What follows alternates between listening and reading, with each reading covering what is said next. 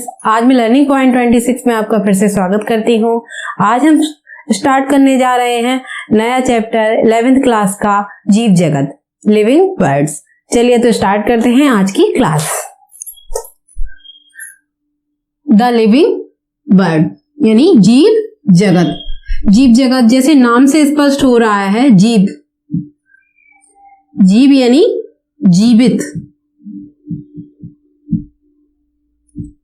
जीवित। तो जीव विज्ञान यानी बायोलॉजी, बायोलॉजी ये किससे बना है? दो शब्दों से मिलकर बना है, बायो और लॉजी, और लॉजी।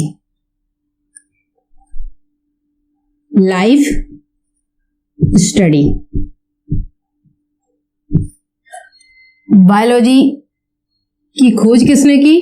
बायोलॉजी की खोज अरस्तु। अरस्तु जो साइंटिस्ट थे, जिन्हें एरिस्टोटल कहा जाता है,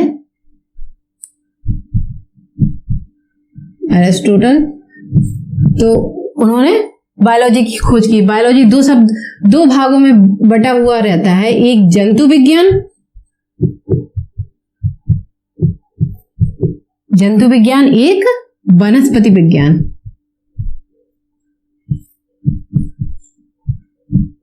वनस्पति विज्ञान। अब जो जंतु विज्ञान है, जंतु विज्ञान की खोज अरस्तु ने की। जो साइंटिस्ट थे जिन्होंने बायोलॉजी की खोज की, उन्होंने ही इसकी जंतु विज्ञान की खोज की। लेकिन वनस्पति विज्ञान की थियोफ्रास्टस, जो साइंटिस्ट थे, इन्होंने वनस्पति विज्ञान की खोज की। अब जो हम इसमें चैप्टर पढ़ने जा रहे हैं, जीव जगत यानी the living bird. The living bird में क्या है? इसमें जीवित यानी जीवन की बात की गई है। जीवन, जब जीवन यानी जीवित पदार्थों की या जीवन की बात होती है, यानी लाइफ की बात होती है, तो लाइफ में पौधे भी आते हैं और जंतु भी आते हैं। जिस तरह से मैंने बताया कि बायोलॉजी में दो शाखाएं होती हैं, एक जंतु विज्ञान, एक वनस्पति विज्ञान। उसी तरह जब लाइफ की बात होती है तो पौधे भी आ जाते हैं और जंतु भी आ जाते हैं। कभी आपने देखा, हमेशा आपके मस्तिष्क में एक सवाल उठता होगा कि जो पौधे हैं उनका वो उत्पन्न कैसे हुए और उनका जीवन किस तरह से चलता है, किस तरह से उन्हें डिवाइड किया गया है या बांटा गया है। कैसे हम पहचानेंगे कि ये पौधा है और कैसे हम पहचानेंगे कि ये जंतु है, और कैसे पहचानेंगे कि ये जीवित है, ये निर्जीव है। इन सब का जब बात उठती है तो दो क्वेश्चन आते हैं हमारे दिमाग में कि हमारा जीवन क्या है, यानी जीव क्या है, और जीव क्या है, और जीव का जीवन का उद्देश्य क्या है। उद्देश्य क्या है? ये दो क्वेश्चन हमारे मस्तिष्क में हमेशा आते हैं। अब जब जीवन की बात की जा रही है या जीव की बात की जा रही है तो ये साइंटिफिक क्वेश्चन हो गया। कई वैज्ञानिकों ने इसको सिद्ध भी किया है। और जीवन का उद्देश्य, ये तो हो गया दार्शनिक वाला प्रश्न, यानी जो दार्शनिक रहते हैं उन्होंने इस क्वेश्चन को उठाया। लेकिन इस क्वेश्चन से हमें कोई फर्क नहीं पड़ता, हमें फर्क पड़ता है जीवन क्या है, यानी जीव क्या है। तो ये क्वेश्चन हमारे मस्तिष्क में हमेशा आता है। इसकी हम जब बात करें तो जब जीव जगत की बात की गई है तो जीव जगत को हम छोटे कुछ भागों में बांट कर ही पढ़ सकते हैं। इस तरह से हमने कई टॉपिक इसमें दिए गए हैं इसके चैप्टर में, एनसीईआरटी के आधार पर, जिसको हम अध्ययन करेंगे। इसमें क्या क्या दिया गया है? इंट्रोडक्शन। सबसे पहले हम जीवन की बात करेंगे, जीवन क्या है और किस तरह से जीवन हम व्यतीत करते हैं, जीव जंतु किस तरह से जीते हैं और पौधे किस तरह से जीते हैं, उन्हें किस तरह से एक दूसरे से अलग अलग भागों में बांटा गया है। इसका पहले हम इंट्रोडक्शन इसका पढ़ेंगे, इसके बाद आ जाएगी कैरेक्टरिस्टिक्स।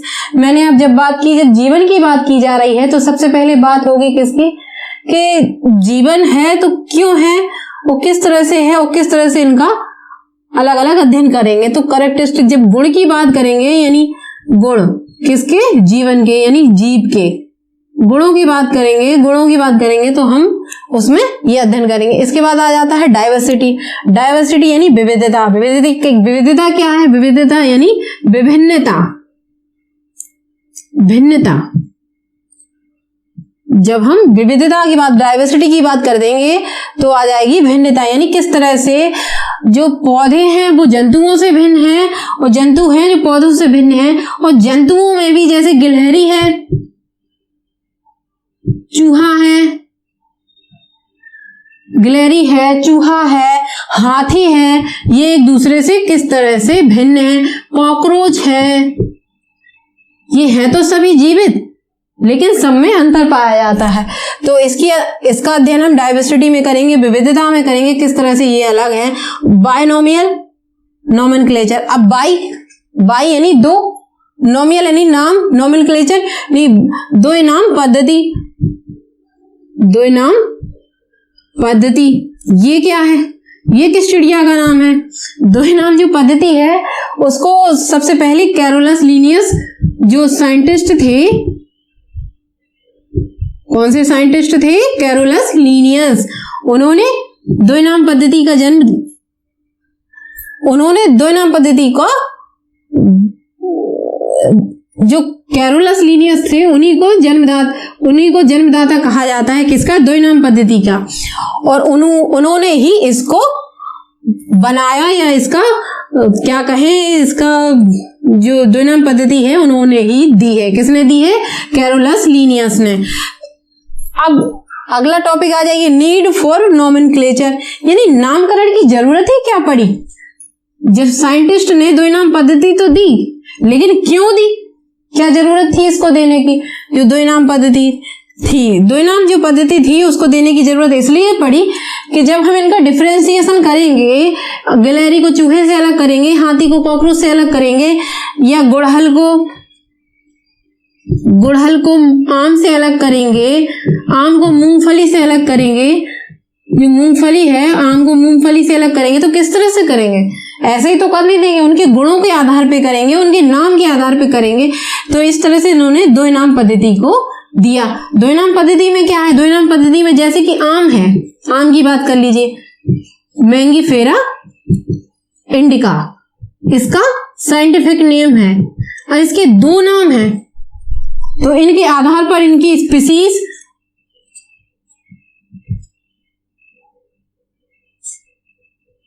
इनके आधार पर इनकी स्पीसीज और जीनस की बात की जाती है। किसके आधार पर, दो नाम पद्धति के आधार पर ही इनके दो नाम दिए गए, इनके आधार पर इनको डिवाइडेशन किया गया। इसी तरह से जैसे होमोसेपियंस है, होमोसेपियंस है, ये भी क्या है, एक स्पीसीज को बताता है, एक जीनस को बताता है। ये किसका, मानव का साइंटिफिक नेम है। तो अब आपने देखा कि जो दो नाम पद्धति है उसकी आवश्यकता हमें क्यों पड़ी। इसके बाद आ जाइए क्लासिफिकेशन। अब इनका वर्गीकरण दो नाम पद्धति, इन्होंने नाम तो दे दिया, अब इन्होंने कह दिया आम का नाम मैंगीफेरा इंडिका है, दो नाम पद्धति दे दी, दो नाम दे दिया। अब इनका वर्गीकरण कैसे होगा, यानी क्लासिफिकेशन कैसे होगा, तो उसका इन्होंने क्लासिफिकेशन इसमें बताया। इस चैप्टर में जो लिविंग बर्ड है इस तरह इसमें बताया गया है कि किसी पौधे का या किसी जंतु का क्लासिफिकेशन किस तरह से करते हैं। अब जब क्लासिफिकेशन होगा, इसको डिवाइड किए तो किसकी जरूरत पड़ेगी, वर्गीकी यानी टैक्सोनॉमी की। टैक्सोनॉमी यानी इनके गुणों की, किस तरह से हम इसको डिवाइड करेंगे, टैक्सोनॉमी। अब इसमें क्या है, फिर टैक्सोनॉमिक कैटेगरीज आ जाएंगी, कि जैसे कि आपने अभी हम आपको आगे पढ़ाएंगे फैमिली, जैसे आर्थ्रोपोडा है, इसमें जैसे कॉकरोच है, और ये कॉकरोच, बिच्छू, इसमें ये सबको रखा गया है। और जैसे स्तनधारी वर्ग है उसमें मनुष्य को रखा गया है। ये सब क्या है, ये टैक्सोनॉमी में हम आपको पढ़ाएंगे, यानी वर्गीकी में इसको पढ़ाएंगे। ये क्लासिफिकेशन के द्वारा इसका डिवाइडेशन होगा, मनुष्य को किस किस जाति में इस तरह से टैक्सोनॉमिक कैटेगरीज डिवाइड की जाएंगी। किस तरह से, स्पीसीज यानी होमोसेपियंस है तो इसकी जाति क्या है, जीनस है इसका वंश क्या है, कुल कौन से फैमिली से बिलोंग करता है, ऑर्डर क्या है, गण क्या है, इसकी क्लास क्या है, इसका फाइलम क्या है, किंगडम क्या है, जैसे प्लेंटी है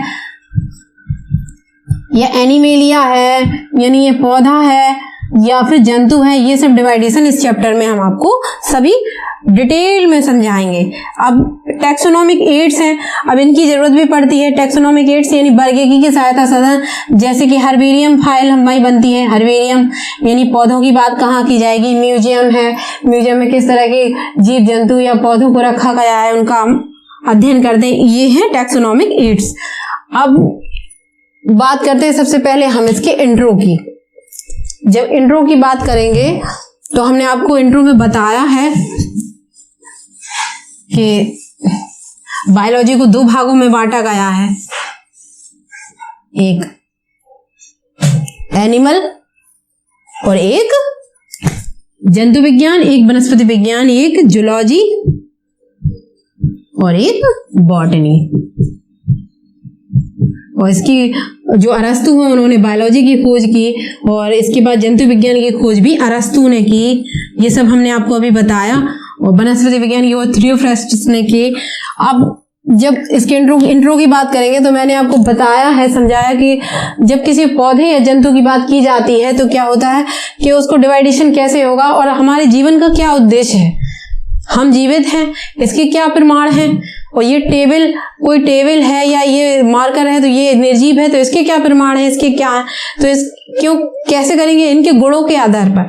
जब हमारे दिमाग में सिर्फ जब किसी जीवन की बात की जाती है तो हमारे दिमाग में एक ही क्वेश्चन आता है कि इनके कैसे हम बताएंगे कि कोई वस्तु जीवित है या कोई वस्तु निर्जीव है। निर्जीव है तो क्यों है, जैसे ये डस्टर है तो ये निर्जीव है, ये कैसे पता चलता है कि ये निर्जीव है, हम हैं तो जीवित है, कैसे पता चलता है, इसके गुणों के आधार पर। जब गुणों की बात की जाती है तो सबसे पहले आता है क्या, ग्रोथ। अब जो ग्रोथ की बात कर रहे हैं तो प्लांट हो चाहे एनिमल हो, ग्रोथ सब में होती है। पौधे भी बढ़ते हैं, छोटे पौधा रहता है, छोटे पौधे से बड़ा पेड़ बनता है, और कोई बच्चा रहता है वो भी मनुष्य रहता है, जो बच्चा रहता है वो भी बड़ा होता है, उसमें भी ग्रोथ होती है। इसमें क्या होता है, सेल डिवीजन के द्वारा इनकी ग्रोथ होती है। सेल डिवीजन होता है तो सेल्स का निर्माण कंटिन्यू होता रहता है, सेल्स का निर्माण होता रहता है और इनकी ग्रोथ होती रहती है। अब जो एनिमल की बात की जाए तो एनिमल की ग्रोथ का एक लिमिटेशन होती है कि इतनी एज तक, 18 तक या इतने तक इनकी लंबाई बढ़ेगी किसी व्यक्ति की।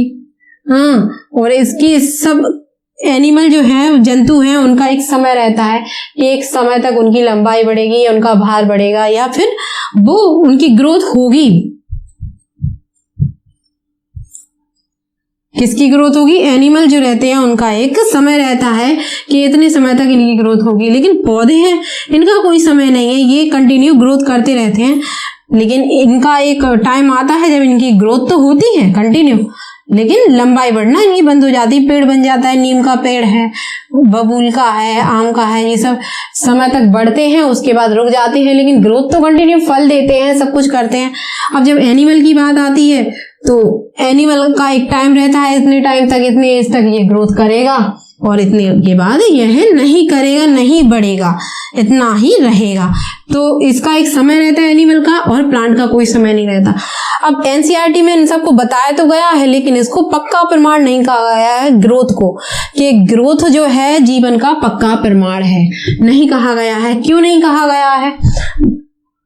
जब हमने ग्रोथ की बात की तो किसमें, भार में वृद्धि होती है, लंबाई में वृद्धि होती है, और इसके आयतन में, सब में वृद्धि होती रहती है सब। तो जब वृद्धि की बात, तो बढ़ना, ग्रोथ, वृद्धि की बात हो रही। अब कोई पहाड़ है, ये तो निर्जीव है, ये निर्जीव है, फिर भी ये बढ़ रहे हैं। क्यों बढ़ रहे हैं? क्योंकि इन पे मिट्टी, कंकड़, पत्थर जब इकट्ठे होते रहते हैं, जो भूकंप आते हैं कहीं किसी वजह से, तो पहाड़ बढ़ते रहते हैं और घटते भी रहते हैं, गिरते भी हैं और बढ़ते भी हैं। तो ग्रोथ तो इनमें भी हो रही है, लेकिन पहाड़ में जीवन नहीं है, ये जीवित नहीं है, हमारी तरह मूव नहीं कर सकते, हमारी तरह कुछ नहीं कर सकते, लेकिन फिर भी इनकी ग्रोथ मानी गई है। लेकिन जब पहाड़ों की बात की जाती है, ग्रोथ तो मानी गई है इनकी, लेकिन कैसे हैं, निर्जीव हैं, निर्जीव हैं। तो ग्रोथ मानी गई है, तो ग्रोथ का प्रमाण ये देते हैं, तो इसलिए ग्रोथ को पक्का प्रमाण नहीं कहा गया है। किसका?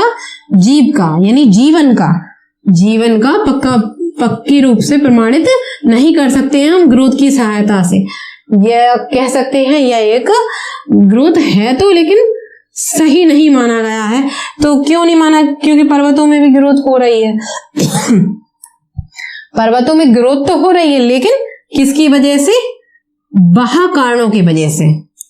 किसकी वजह से हो रही है? बाह्य कारण। यही इसका डिवाइडेशन हो जाता है यहीं से कि बाह्य कारणों से इसकी ग्रोथ हो रही है। लेकिन जब किसी व्यक्ति या पौधों की बात की जाती है तो इनकी ग्रोथ इंटरनल होती है, आंतरिक होती है। कैसी होती है? इंटरनल होती है, आंतरिक ग्रोथ होती है। ये आंतरिक ग्रोथ हो रही है तो प्रमाणित तो है ग्रोथ, लेकिन पक्की तरह से यूनिडायमेंशनल नहीं है। कौन नहीं है? ग्रोथ। पक्का प्रमाण नहीं है जीवन का। इसके बाद आ जाएंगे हम किस पे? रिप्रोडक्शन पे। अब बात हो रही है रिप्रोडक्शन की। ये इसका सेकंड कैरेक्टर माना गया है। किसका? जीवन का। कैरेक्टरिस्टिक्स ऑफ लाइफ, जीवन का। अब ये वाला हमने डिस्कस कर लिया। अब इसकी बात हो रही है तो दूसरा प्रमाण कौन सा माना गया है? रिप्रोडक्शन यानी जनन। अब जनन तो पौधे भी करते हैं और जंतु भी करते हैं, ठीक है। इसमें 3 तरह का रिप्रोडक्शन पाया जाता है। एक सेक्सुअल, 3 तरह का क्या? इनमें निम्न तरह का रिप्रोडक्शन पाया जाता है। सेक्सुअल, एसेक्सुअल, फ्रेगमेंटेशन द्वारा और बडिंग द्वारा। सेक्सुअल यानी लैंगिक, अलैंगिक और विखंडन और मुकुलन। 3-4 तरह का रिप्रोडक्शन इसमें पाया जाता है। तो जो सेक्सुअल रिप्रोडक्शन होता है इसमें क्या होता है? कोई भी जीव या जंतु इसमें क्या करता है? एक व्यक्ति से उसी की तरह संतान उत्पन्न होती है जिसमें माता पिता के गुण पाए जाते हैं। वो क्या कहलाता है? जनन। लेकिन कौन सा जनन? सेक्सुअल, जो जीव जंतु करते हैं। तो उसमें क्या होता है? जो मदर सेल होती है, मदर सेल से डॉटर सेल का निर्माण होता है। जब डॉटर सेल किसके जरिए होता है? सेल डिवीजन के जरिए। सेल डिवीजन जो मैं आपको पढ़ा चुकी हूं, आप चाहें तो प्लेलिस्ट में आप देख सकते हैं इसकी। तो मदर से डॉटर सेल का निर्माण हो रहा है। डॉटर सेल किसकी वजह से हो रहा है? सेल डिवीजन के द्वारा इसका निर्माण हो रहा है। किसमें होता है? केवल जीव जंतुओं में।